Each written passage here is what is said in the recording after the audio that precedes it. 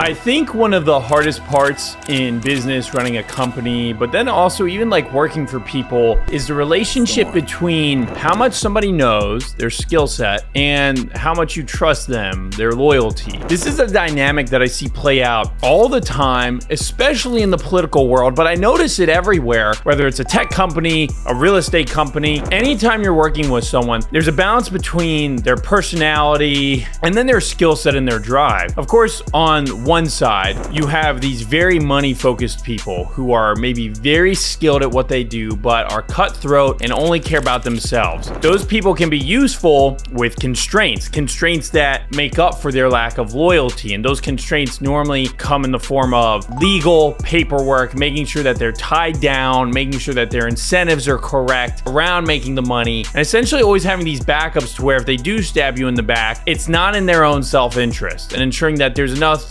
like painful targets or enough painful payback to where if they do something inappropriate, there's enough painful payback to where if they do something inappropriate, like stabbing you in the back or leaking information, then there's consequences to pay, which will hopefully give them the incentive to not want to do that. On the flip side, you have people who will go to the mat for you, die for you, who will do anything for you, but maybe you have to train them on what to do. Maybe their social capabilities aren't the best, but you take that for what it's worth and you push them in your inner circle anyway, because you'd rather have someone who has your back than has the best social capabilities or even has the largest skill set. It comes down to the question of what can you train and what can't you train? And can you train trust and loyalty? I'm not entirely sure you can, although trust and loyalty come with a relationship and can be defined over time, but I think trust and loyalty have to do with character more than time. But can you train some of the skills that maybe a salesman has? Can you be trained to sell, or is that something that is innate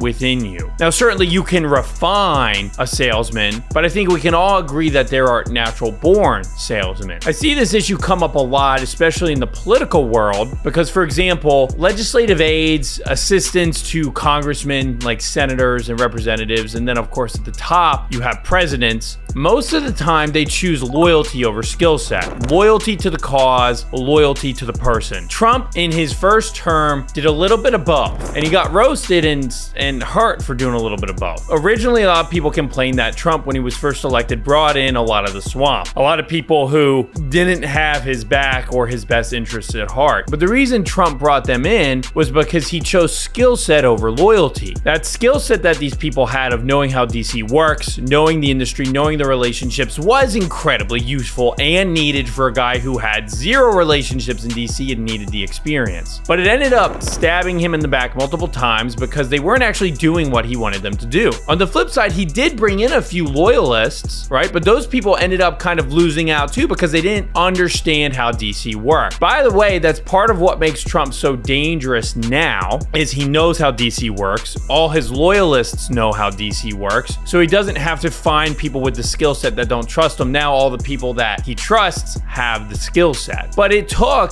8+ years for that to happen for Trump. If you're running a company and running a business, you don't necessarily have that time scale. I mean, I'm talking in politics when elections are every 2 years, sometimes every 4 years, sometimes every 6 years, right? So you have time to build up a person because profit doesn't matter. But if you're in a startup, profit is all that matters, right? The amount of people who can consume your product, that's what matters. You don't necessarily have time to train somebody. And that's tough because time as a startup is one of your greatest resources, time and speed. And so that trajectory in which you can grow, hiring people becomes a very tough conversation because you have to figure out what is your skill set and what is your mission. Previous jobs that I worked at in the political world were very interesting because they too had kind of a strategy of employing both types of people. Some people were simply there because of their skill set, really had no loyalty to the cause or to the mission, but their skill set offered them a nice pay package. And so they were willing to be as good as they needed to be and do whatever it takes in order to get the bag. However, at the first sign of trouble, they were gone. They left. They had no interest in staying because they had no loyalty to the cause. On the other hand, there were multiple people I know who were hired simply because they were friends, simply because they were trusted, and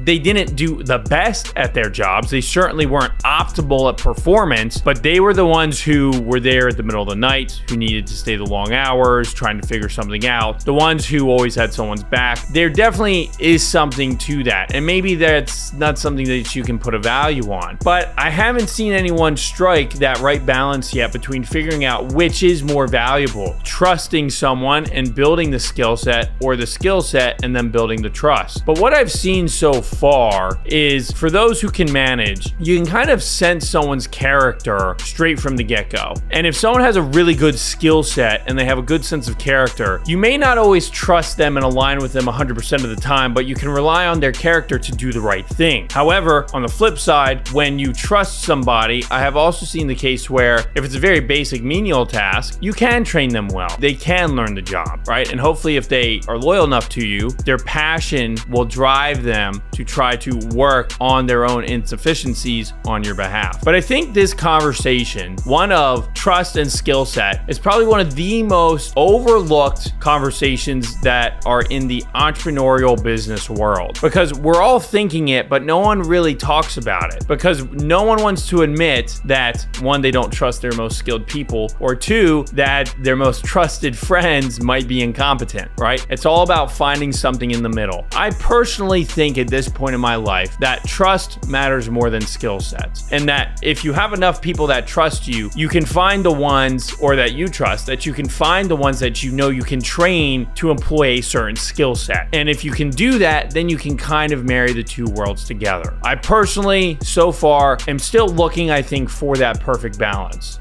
between trust and skill set. But I definitely think it's a conversation worth happening. And if you are an entrepreneur, if you're someone who's starting your own business, this is a conversation that you really need to think about, because in 6 months, your business could go broke or you could make it. And hiring people based on their skill set or their trustworthiness could be the reason your business sinks or swims.